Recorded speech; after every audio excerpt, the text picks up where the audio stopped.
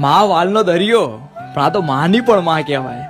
મોહાળમાં મારી વાટ જોવે અને જોઈને મને બસ વાલ જ કરતી રહે કે માગી લો એક મન્નત ભગવાન પાસે કે હરેક જન્મમાં મને બસ આ જ નાની માં મળતી રહે.